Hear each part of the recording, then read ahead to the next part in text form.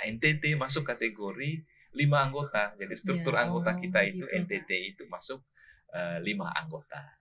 Nanti ada kaitan lebih lanjut nanti dengan dukungan kesekretariatan.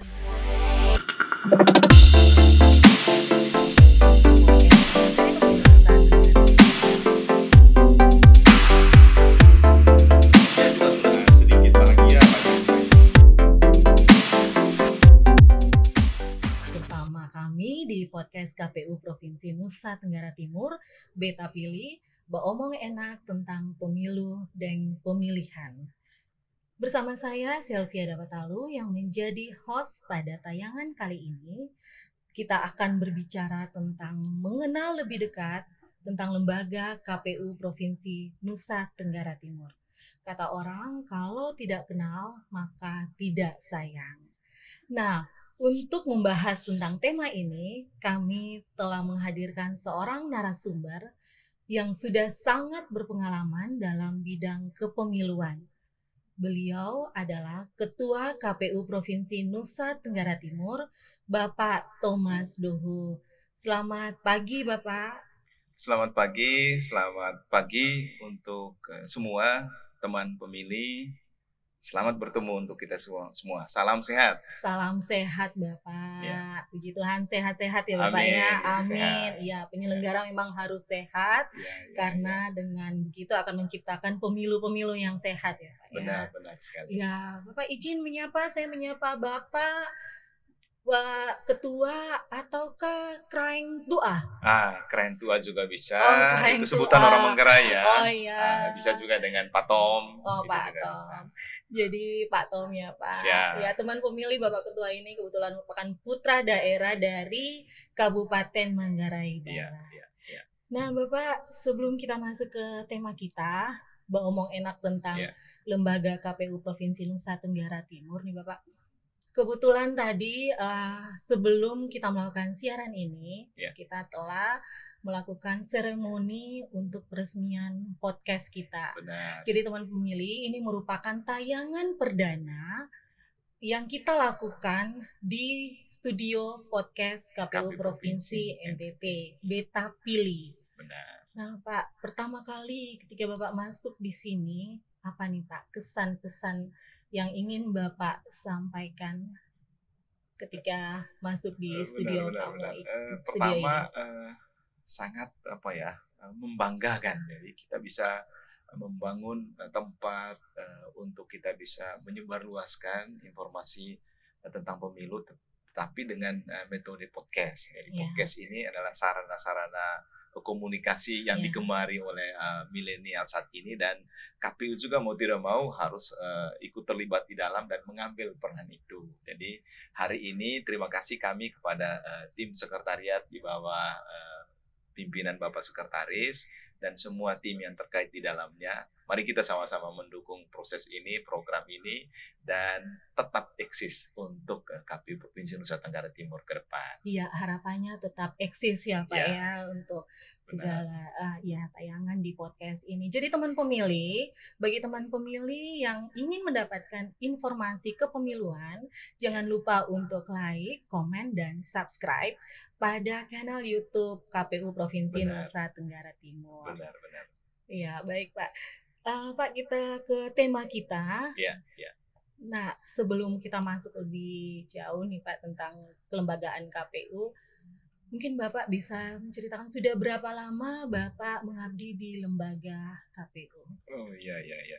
Baik, kalau dari sisi waktu terhitung sampai dengan saat ini, saya sudah 19 tahun bergelut di penyelenggara pemilu, khususnya sebagai komisioner KPU. Sebelumnya sejak tahun 2003 saya komisioner KPU Manggarai Barat. Oh iya, Manggarai Barat. Periode pertama jabatan saya itu anggota, lalu masuk periode kedua sejak 2008 sampai 2013 saya dipercayakan teman-teman menjadi ketua KPU Kabupaten Manggarai Barat. Periode ketiga saya ikut berkompetisi lagi dan puji Tuhan diterima lagi, dan saya menjadi anggota KPU Kabupaten Manggarai Barat, dan bersamaan itu juga saya mengikuti kompetisi di KPU Provinsi Dan karena pada tahun 2016 terjadi PAW salah satu anggota KPU provinsi, dan kebetulan waktu kompetisi itu saya nomor urut yang ke-6, sehingga saya menjadi anggota pengganti antara waktu dimaksud. Jadi di KPU provinsi saya menjabat mulai tahun 2016 selama 2,5 tahun, lalu ikut berkompetisi lagi di KPU provinsi pada tahun 2018, dan puji Tuhan saya masuk. Dan pada saat itu juga saya dipercaya oleh teman-teman menjadi ketua sejak tahun 2019 sampai sekarang. Seperti itu Ya, pengalamannya. lumayan lama ya Pak Lumayan ya, lama, ya iya lumayan sih. panjang tentunya. Benar. Jadi Pak, saya masih ingat tuh ketika 2009 pertama kali saya menginjakan kaki di lembaga KPU itu, Ya, ya. Bapak menjabat sebagai Ketua di KPU Kabupaten Manggarai Barat. Manggarai Ya. Barat. Nah Pak, ternyata nih Pak luar biasa. Bapak Ya. pada waktu itu sampai dengan sekarang masih tetap awet muda Pak. Amin, amin. Terima kasih banyak. Kayaknya saya, setelah ini saya perlu meminta trik dan tipsnya Pak supaya tetap awet muda ya Pak. Awet mudanya karena kita punya harapan yang harus kita capai ya, khususnya untuk menyelenggarakan pemilu lebih baik dan sukses untuk penyelenggaraannya. Padahal penyelenggaraan pemilu itu beban kerjanya sangat berat ya Pak. Benar. Ya. Baik Pak. Ya. Nah sebelumnya kalau kita flashback lagi nih Pak. Ya. Pada waktu masih sekolah dulu, cita-cita Bapak apa ya Pak? Ya, cita-citanya ya bekerja di suatu lembaga dengan baik, ya itu saja ya. Oh begitu, jadi, cita-citanya simpel ya, bekerja di suatu lembaga. Apa yang diberikan itu kita melaksanakannya dengan baik, dengan benar, ikuti aturannya, jalankan dengan penuh bahagia. Oh iya. Kurang lebih seperti iya, itu. Kalau anak-anak bahkan saya pendidikan S1-nya itu kehutanan. Iya, kehutanan. Jadi saya benar, selesai pendidikan S1-nya 1997. Lalu masuk tahun 1998 saya di INCO di Kabupaten Manggarai. Kebetulan saya langsung diberi kepercayaan sebagai koordinator program melaksanakan tugas pemberdayaan masyarakat sampai dengan 2003. Dan tahun 2003 dibuka seleksi KPU Kabupaten Manggarai Barat dan saya mengikutinya. Jadi di kehutanan tetapi juga bergelut di pemberdayaan masyarakat di LSM dan ikuti kompetisi, dan puji Tuhan saya diterima dan saya menjalankan itu dengan penuh bahagia dan sampai saat ini berjalan apa adanya. Gitu. Nah kuncinya itu teman pemilih, melaksanakannya dengan penuh kebahagiaan, dengan bahagia, bekerja dengan bahagia ya Pak ya. Itu S1-nya, kalau S2-nya Bapak? Saya S2-nya di Universitas Nusa Cendana Kupang mulai tahun 2016 dan selesai tahun 2018, mengambil jurusan administrasi publik. Dan saya kebetulan bersama teman anggota KPU provinsi juga sama-sama mengikuti sebelum adanya kebijakan dilarang untuk mengikuti perkuliahan. Jadi puji Tuhan saya bisa mengambil waktu itu dan sebelum kebijakan itu ada. Baik.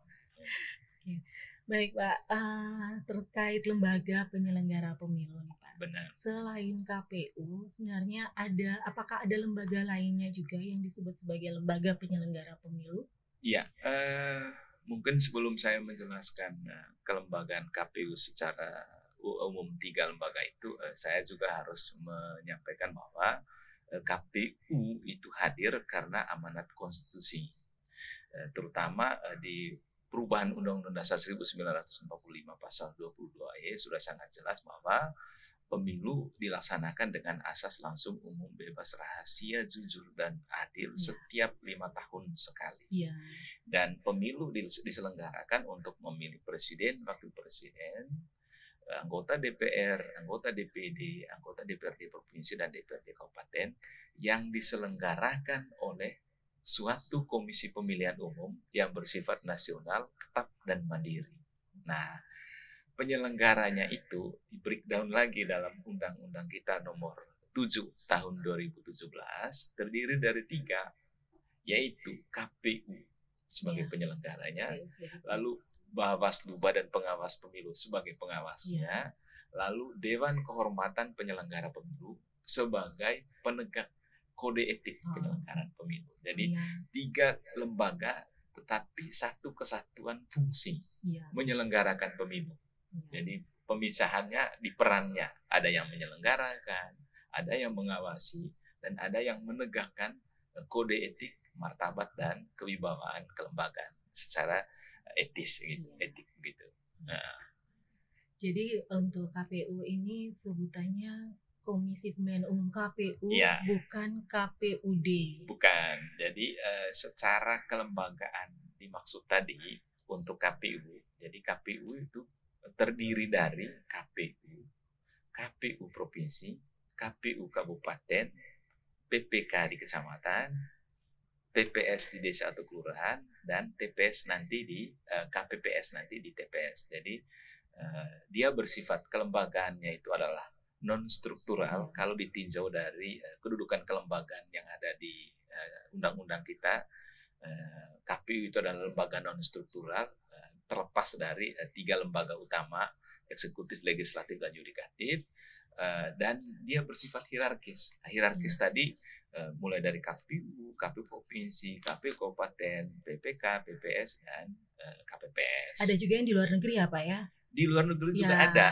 Jadi ya, mereka nanti dibentuk pada saat pelaksanaan tahapan pemilu, ya. khususnya PPLNN PPLN dan KPPS LN. dan Jadi KPPS LN. panitia penyelenggara pemungutan suara luar negeri. Ya. Begitu juga di TPS-nya akan dibentuk begitu.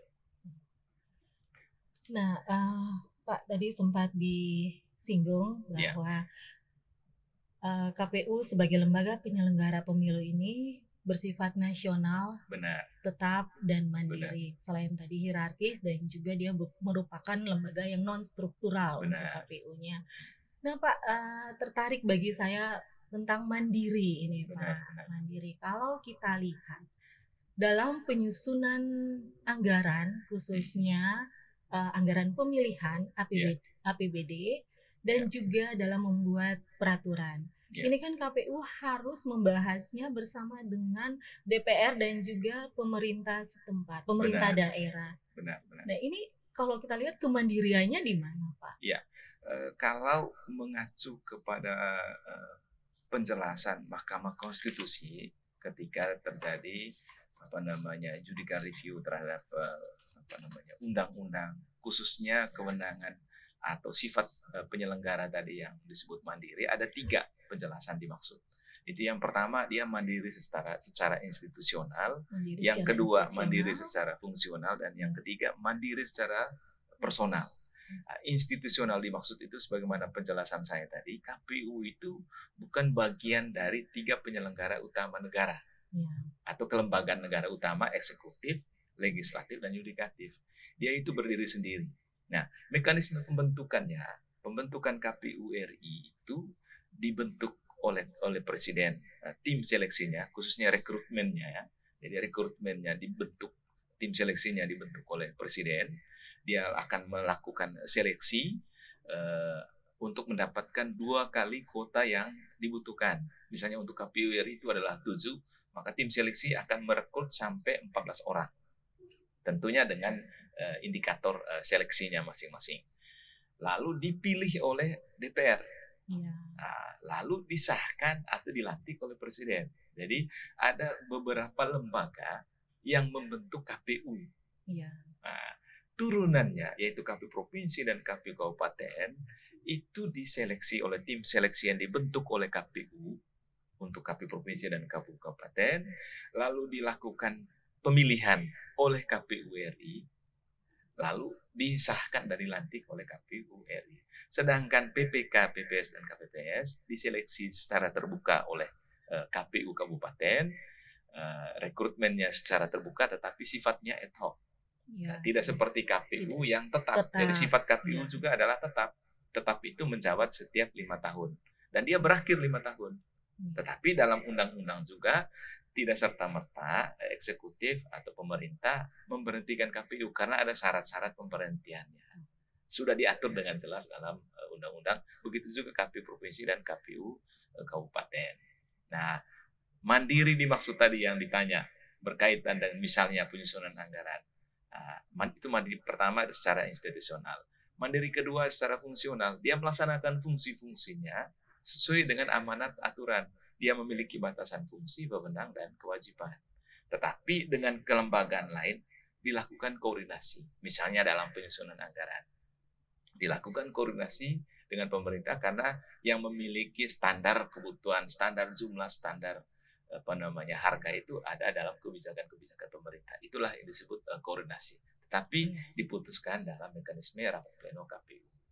Gitu. Secara personal lagi lain. Anggota KPU tidak boleh menjadi bagian dari anggota partai politik, bagian dari ormas tertentu dan lain sebagainya. Jadi betul-betul dia bebas dalam melaksanakan tugasnya, mandiri secara institusional, fungsional, dan personal. Begitu. Berarti kalau ada yang terlibat dalam partai politik langsung ditindak sama yang tadi lembaga DKPP itu tadi Pak ya. Itu pasti akan diproses. Tetapi sebelum dia menjadi anggota KPU, salah satu syaratnya adalah syarat administrasinya, dia menyatakan bahwa dia bukan anggota partai politik 5 tahun terhitung sejak pendaftaran. Jadi sudah jauh sekali. Tidak serta-merta saat itu 1 tahun sebelumnya dia anggota parpol lalu bisa menjadi anggota KPU, itu tidak bisa karena itu sudah syarat yang diatur dalam undang-undang kita nomor 7 tahun 2017. Jadi kemarin beberapa hari, 2 hari lalu kemarin ya Pak ya, diadakan pelantikan di KPU RI, KPU Pusat. Kalau kita perhatikan itu kan jumlahnya 7 orang. Benar. Jadi tadi kan DPR mengajukan 14 nama, kemudian ditentukan 7 orang, dipilih 7 orang oleh DPR. Ya. Kemudian kemarin kita saksikan bersama telah dilantik 7 orang oleh Presiden. Ya, Pak. Wajah-wajahnya sudah ada di sini. Oh iya, ini ada Pak Hasim, Pak Hafiz. Sudah ada. Bisa lihat ya, di sini. Nah Pak, kalau kita lihat kan di KPU Provinsi jumlahnya 5. Ya. Dalam struktur keanggotaan KPU RI itu 7, KPU Provinsi itu ada yang 5, ada yang 7, KPU Kabupatennya itu 5, PPK itu 5, di kecamatan PPS itu 3, nanti di KPPS itu ada 7 ditambah 2 pengamat. Nah, di provinsi itu sudah ditentukan dalam undang-undang. Jadi ada 9 provinsi dari 34 provinsi di Indonesia, jumlah anggotanya 7 dan sisanya itu 5. Dan perhitungan itu berdasarkan luas wilayah, jumlah penduduk, dan jumlah wilayah administrasi. Nah, NTT masuk kategori 5 anggota. Jadi struktur anggota kita itu gitu, NTT itu masuk 5 anggota. Nanti ada kaitan lebih lanjut nanti dengan dukungan kesekretariatan. Oh iya. Ya. Gitu. Ya. Baik, dengan jumlah 5 orang anggota KPU di KPU Provinsi Nusa Tenggara Timur ini, untuk pembagian tugasnya dan juga wewenangnya itu seperti apa? Ya, dalam melaksanakan tugas wewenangnya disebutkan dalam peraturan KPU. Jadi undang-undang, lalu kita memiliki peraturan KPU susunan organisasi dan tata kerja KPU, yaitu peraturan KPU nomor 8 tahun 2019 yang telah diubah beberapa kali, dan terakhir peraturan KPU nomor 4 tahun 2021. Untuk melaksanakan tugas dan wewenang KPU dibentuklah divisi. Jadi pembagian tugas KPU kan cukup banyak, lalu dilakukan pembagian. Ya, dibentuklah divisi. Nah, masing-masing 5 KPU tadi untuk provinsi menangani divisinya masing-masing. Misalnya saya sebagai ketua sudah dengan sendirinya saya harus menangani divisi umum, keuangan dan logistik, atau keuangan umum dan logistik. Ada lagi teman kami KPU Provinsi, Bapak Yosafat Koli, sebagai divisi sosialisasi pendidikan pemilih dan partisipasi masyarakat. Berikutnya Bapak Edi Dias menangani divisi program dan data, menangani data pemilih dan lain sebagainya.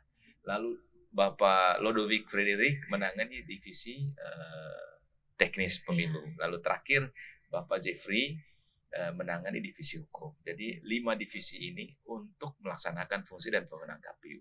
Tetapi karena KPU tadi bersifat hierarkis, menangani kabupaten, nah kami juga membutuhkan korwil, koordinator wilayah. Jadi kami di antara 5 orang juga membagi diri untuk menangani 22 kabupaten kota di NTT dalam koordinator wilayah. Nah, apa tugas Korwil?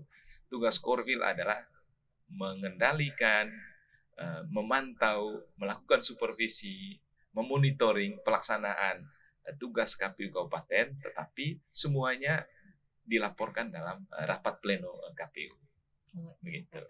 Ya, karena memang jumlah penyelenggaranya sangat besar, sangat banyak ya, Pak, Iya, ya. iya. Dari tingkat Ya, untuk provinsi NTT sampai dengan saja, ya NTT, untuk ya. NTT saja kita menangani 22 satuan kerja. 22 satuan Ya, belum lagi kerja. Ya, jumlah kecamatannya, benar. belum lagi jumlah desa kelurahannya, belum lagi nanti kita mendapatkan jumlah TPS-nya. Jadi satker yang besar supaya rentang kendalinya mudah, maka dibagilah peran itu kepada 5 orang tadi, tetapi semuanya dalam mekanisme rapat pleno. Dan KPU Provinsi Nusa Tenggara Timur sebagai koordinatornya. Benar, Ya, benar, benar. Jadi melakukan pengendalian, melakukan supervisi monitoring gitu ya. Ya. Dan dalam hubungan kerja di satu sisi tadi kita memiliki struktur divisi Korwil. Saya sebagaimana dipercayakan sebagai ketua memiliki fungsi juga yang sangat jelas. Jadi tugas ketua itu ada 6 yang diatur dalam peraturan KPU nomor 8 tahun 2019. Yang diatur dalam undang-undang itu ada 4, yaitu memimpin rapat pleno dan seluruh kegiatan KPU provinsi. Yang kedua itu adalah mewakili KPU keluar dan ke dalam, lalu memberi keterangan resmi terhadap kebijakan yang diambil oleh KPU kepada publik, lalu menandatangani seluruh keputusan yang dibuat. Ya. Nah, tugas tambahan sesuai dengan SOTK susunan organisasi dan tata kerja PKPU 8 tahun 2019 itu ada 2 tambahan, yaitu melakukan koordinasi tugas antara divisi dan mengendalikan kegiatan divisi dan Korwil. Itu tambahannya. Tetapi semua tugas ketua itu dipertanggungjawabkan dalam rapat pleno. Jadi rapat pleno itu adalah forum pengambilan keputusan tertinggi di KPU. Iya Pak, saya baru mau tanya nih dari tadi kan Bapak bicara rapat pleno, rapat pleno. Mungkin ada teman pemilih yang belum tahu Pak, apa sih rapat pleno itu sebenarnya? Oh iya. Baik, rapat pleno itu adalah forum pengambilan keputusan tertinggi dari KPU. Kenapa disebut forum? Tadi kita tahu bahwa jumlah anggota KPU kan 5. Artinya lebih dari 1. Jadi kepemimpinan KPU itu adalah bukan kepemimpinan tunggal, tetapi kepemimpinan kolektif kolegial. Kepemimpinan kolektif kolegial ditandai jumlah pengambil keputusannya adalah lebih dari 1. Jadi kalau mau disingkat 5 orang itu adalah penghasil opsi. Jadi opsi 1, 2, 3 dan lain sebagainya untuk ditentukan satu dalam decision maker-nya, pengambilan keputusannya. Tetapi dengan adanya keterlibatan semua anggota dalam pengambilan keputusan, maka dinamika proses, penyampaian pertimbangan, antisipasi, tanggung jawab itu dilakukan secara bersama. Tetapi kunci dari rapat pleno itu adalah partisipasi, kehadiran. Karena dengan adanya kehadiran, maka semua keputusan menjadi keputusan bersama dan tanggung jawabnya juga adalah tanggung jawab bersama. Ya Pak, berarti ini juga dilakukan oleh KPU Kabupaten Kota. Sama juga oleh KPU Kabupaten Kota. Jadi pengambilan keputusan tetap. Undang-Undang kita 7 tahun 2017 pasal 40, pengambilan keputusan dilaksanakan dalam mekanisme rapat pleno. Nah, selanjutnya rapat pleno, saya harus jelaskan langsung aja ya dalam hubungan dengan kesekretariatan. Selanjutnya kebijakan KPU itu akan ditindaklanjuti oleh kesekretariatan. Itu yang akan nanti kita eksplor lagi itu berkaitan dengan tugas atau hubungan kerja antara KPU dan sekretariat. Di podcast selanjutnya ya Pak ya. Juga. Berarti PR bagi tim kreatif podcast ini untuk kesekretariatan. Karena ada tayangan podcast tentang ini ya Pak ya. Benar. Nah Pak, terkait dengan pengendalian khususnya tadi yang rapat pleno seperti yang Bapak jelaskan itu, mungkin ada inovasi-inovasi yang KPU provinsi buat. Karena luas wilayah yang sangat besar 22 satker ini. Benar. Salah satu tugas dari KPU provinsi itu kan kalau kita peta antara kewenangan KPU RI, KPU provinsi dan KPU kabupaten, bisa dipilah KPU RI itu adalah regulatif, jadi dia yang membuat regulasi, lalu KPU provinsi itu adalah koordinator dan implementator yang melaksanakan, dan juga mengkoordinasi, dan KPU kabupaten itu adalah implementator. Jadi dia yang melaksanakan kebijakan. Nah, berkaitan dengan tugas koordinasi, dan ini ada hubungannya dengan misi KPU, salah satunya mengoptimalkan informasi teknologi. Ya. KPU Provinsi NTT punya inovasi. Oh iya, Jadi apa kita itu punya Pak nama inovasinya? inovasinya itu adalah Sipleno. Oh, si Pleno Sistem, aplikasi ya Pak ya? jadi Iya. aplikasinya Sipleno, Sistem Informasi Pleno. Iya, Nah, sistem kita aplikasi memiliki Pleno. aplikasi itu. Aplikasi itu adalah aplikasi informasi tentang pelaksanaan pleno. Oh, Nah, peraturan KPU sudah menjelaskan bahwa rapat pleno itu ada 3 jenis. ya. Rapat pleno terbuka, rapat pleno tertutup. Untuk tahapan-tahapan pemilu itu dilaksanakan secara Iya. terbuka, untuk hal-hal khusus itu dilaksanakan secara tertutup, dan kita memiliki rapat pleno rutin Iya. dilaksanakan wajib dilaksanakan minimal 1 kali dalam seminggu. Hmm. Nah, itulah yang Wajib, dikendalikan oleh KPU Provinsi melalui aplikasi Si Sipleno Pleno tadi. tadi ya Pak Nah, ya. kita Iya. kita memiliki infografis tentang pelaksanaan plenonya, kehadiran anggotanya, anggota KPU-nya, sekretariatnya, Iya. isi rapat plenonya, Isi rapat plenonya juga. berita acara plenonya, Iya. tanda tangan lengkap semua dalam aplikasi Iya. itu. Jadi kalau misalnya tadi kan ketentuan atau normanya minimal 1 kali melaksanakan pleno setiap minggu. Kalau tidak melaksanakan pleno, kita bisa tahu dari situ. Lalu KPU akan melakukan mekanisme lebih lanjut, yaitu pengawasan internal. Oh. Dan mekanisme itu sudah kita laksanakan sejak keluarnya PKPU 8 tahun 2019 tentang susunan organisasi dan tata kerja KPU. Iya. Jadi kalau ada anggota KPU yang tidak hadir dalam rapat pleno langsung ketahuan ya Langsung Pak. ketahuan. Langsung ketahuan. Gitu. Dan langsung Karena ada pengawasan. informasinya update. Iya, Nah, informasinya. jadi kami sebagai pimpinan sudah diberi hak akses untuk mengetahui. Iya. Tadi kan sudah ada Korwil ini. Ayo, gimana nih? KPU ini tidak melaksanakan pleno, gimana nih? Tolong dikendalikan. Iya. Tolong diberitahu, diingatkan dan lain sebagainya. Oh iya. Gitu. Baik, Pak. Nah, teman pemilih, tadi kan Bapak Ketua sempat menyinggung beberapa peraturan-peraturan KPU. Nah, kami informasikan juga kepada teman pemilih untuk kalau mau mengakses segala peraturan-peraturan KPU, mungkin bisa diinfokan Pak. Ya, kita ada kita juga JDIH, punya aplikasi juga yang ada namanya aplikasinya. JDIH, Jaringan Data dan Informasi Hukum. Ya, jadi kita- bisa diakses di situ baik ya, Pak. itu di KPU RI, JDIH KPU RI maupun KPU Provinsi. Di dalamnya ada informasi tentang undang-undang, ada informasi tentang peraturan KPU, ada informasi tentang keputusan-keputusan, dan ada informasi tentang surat edaran. Silakan diakses. Termasuk KPU Provinsi punya keputusan-keputusan juga, semua ada di dalam. Semuanya ada. Ya, jadi KPU harus menjadikan regulasi itu adalah raja. Jadi semua yang kita lakukan harus punya mandat yang jelas. Benar. Bukan karena keinginan, Ya. tetapi karena sudah diatur dalam undang-undang dan peraturan. Gitu. Tetapi publik bisa mengaksesnya, mengetahui landasan pekerjaan KPU itu berasal dari mana, ada semua dalam undang-undang dan peraturan. Tapi aksesnya bisa melalui JDIH tadi. Iya.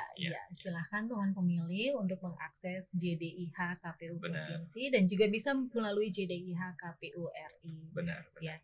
Nah, Bapak, dalam penyelenggaraan pemilu ini kan dengan beban tugas yang begitu berat, Ya. KPU tidak sendiri tetapi dibantu oleh sekretariat. Betul sekali. Ya.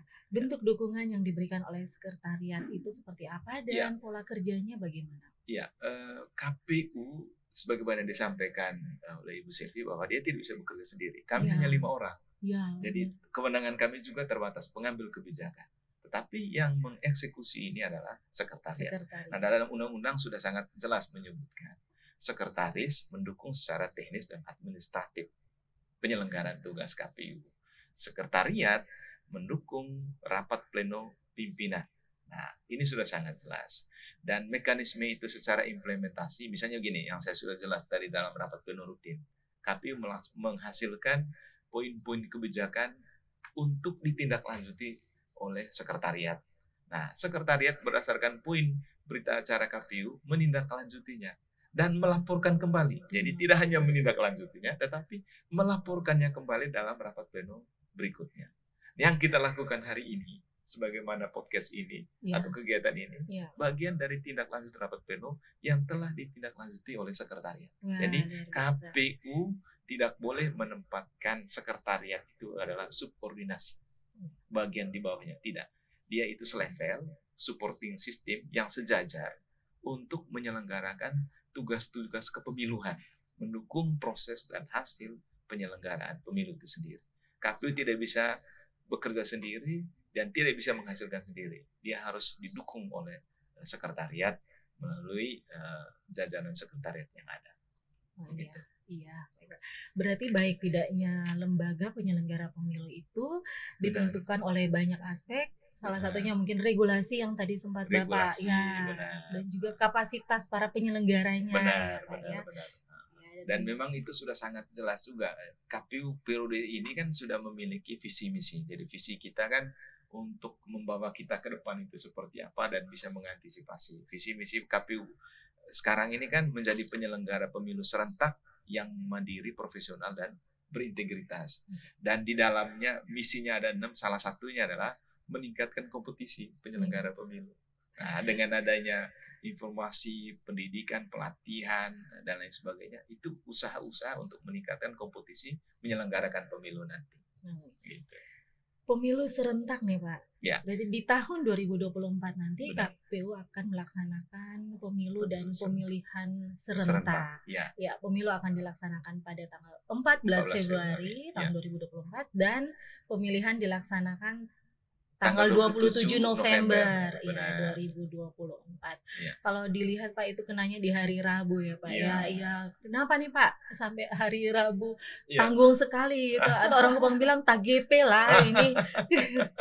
Kok bisa di hari Rabu Pak? Secara pengalaman kita dari pemilu ke pemilu, kalau kita cermati sejak tahun 2009, jadi kita sudah melaksanakan pemilu itu secara rutin setiap hari Rabu. Kalau kita kembali ke belakang ya, pemilu serentak atau pemilu secara langsung ini kan baru kita mulai 2004. Ya, sistem yang beragam, baik itu misalnya proporsional untuk memilih DPR atau langsung untuk presidennya.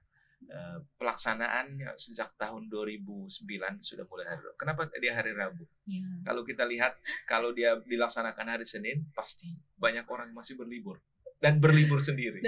Begitu juga hari Selasa. Oh iya. Jadi ada hari kerja hari Seninnya, hari Selasa libur. Pasti hari ini hari terjebit, lebih baik kita berlibur terus. Itu juga kalau hari Kamis, long weekend jadinya long Pak weekend ya. lagi, Kamis, gitu kan? Jumat, Sabtu, Minggu. Benar. Nah, sehingga KPU memutuskan untuk melaksanakan hari Rabu. Salah satu pertimbangannya adalah kalau orang semua masih ada di tempatnya sesuai dengan alamat domisilinya, pasti dia akan ke TPS. Ya. Kalau dia ke TPS, maka partisipasi masyarakat dalam pemilu itu akan meningkat. Dan itu adalah indikator yang baik untuk negara yang menganut paham demokrasi. Partisipasi dengan partisipasi yang tinggi memberi dukungan terhadap hasil pemilu itu sendiri, baik itu pemerintahannya maupun juga anggota legislatif yang terpilih. Iya. Nah, sebagai Ketua KPU Provinsi Nusa Tenggara Timur, menurut Bapak, apakah KPU Provinsi NTT sudah siap nih Pak untuk menghadapi pemilu dan pemilihan di tahun 2024 nanti? Pasti. Pasti. Itu harus pasti. Harus jadi pasti. Tidak boleh dipertimbangkan. Oh, iya. Kemarin KPU RI bersama DPR RI bersama Mendagri, DKPP, Bawaslu sudah menegaskan kembali bahwa KPU harus mandiri, harus independen, harus berintegritas, harus siap melaksanakan pemilu 2024. Harus siap, Pak. Harus siap. Apapun tantangannya, Pak ya. Kalaupun misalnya 2024 itu hal baru, kenapa hal baru? Karena kita melaksanakan pemilu, pemilihan di tahun yang sama, berbeda dengan 2019. Tapi kita beruntung, pemilu 2024, pemilihan 2024 masih menggunakan regulasi yang sama, masih menggunakan regulasi yang tidak berbeda, sehingga kita optimis bisa dilaksanakan dengan sukses. Meskipun banyak tantangan ya Pak ya. Betul. Tantangannya banyak sekali, apa saja itu Pak? Kalau tantangan saya menyebut ada 3 ya, kurang lebih. Yang pertama mungkin itu terkait dengan beban kerja. yang mungkin nanti karena dua pemilihan dilaksanakan, dua pemilu dilaksanakan dalam waktu yang sama, pasti ada kerja-kerja yang beririsan. Tapi solusinya ada. Tinggal diatur lebih bagus waktu pelaksanaannya, sehingga semuanya dapat terlaksana dengan baik. Yang kedua, soliditas penyelenggara. Ya, Jadi kekuatan tim ini harus dibangun. Tim. Benar, Pak. Hubungan dengan kesekretariatan harus dibangun bagaimana saya sebut tadi. Benar. Laksanakan semua dalam mekanisme rapat pleno, dilaksanakan secara terbuka, profesional, berintegritas, partisipatif, maka semua akan berlaksana dengan sukses. Dan yang ketiga, ini yang penting, KPU tidak bisa bekerja sendiri. KPU NTT dengan wilayah kepulauan 22 Satker tidak bisa bekerja sendiri. Butuh kolaborasi, butuh koordinasi dengan semua pihak. KPU tidak bisa hanya sendiri, dia harus koordinasi dengan Bawaslu, pemerintah, mulai dari provinsi sampai dengan RT RW, tokoh masyarakat, tokoh adat, LSM, peneliti, akademisi, lalu media. Benar. Ini harus kita satu konsep, satu pemikiran, satu tujuan. Benar. Untuk menyukseskan pemilu 2024. Benar. Wah, menarik sekali. Kita karena terbatas waktu juga Bapak, sebenarnya kita pingin omong lebih enak lagi nih Pak dengan Bapak Ketua KPU Provinsi. Masih ada lagi. Iya, benar. Masih ada lagi nih, dicatat teman-teman pemilih. Karena itu Pak, yang terakhir closing statement untuk agenda besar kita nanti di tahun 2024, khususnya bagi para pemilih-pemilih cerdas di luar sana. Baik, pemilih yang kami kasihi, 2024 tinggal dihitung dalam beberapa waktu lagi. Mari kita sama-sama mengikuti semua tahapan pemilu. KPU tetap bekerja secara mandiri, bekerja secara terbuka, bekerja secara profesional dan berintegritas untuk menyukseskan penyelenggaraan pemilu 2024. Iya, nah teman pemilih, demikianlah tayangan podcast kita pada hari ini, dan nantikanlah tayangan podcast berikutnya di Beta Pilih, Omong Enak tentang pemilu dan pemilihan. Iya, terima kasih Bapak sudah hadir di studio kami. Iya, salam demokrasi. Salam demokrasi, salam melayani dari KPU Provinsi Nusa Tenggara Timur.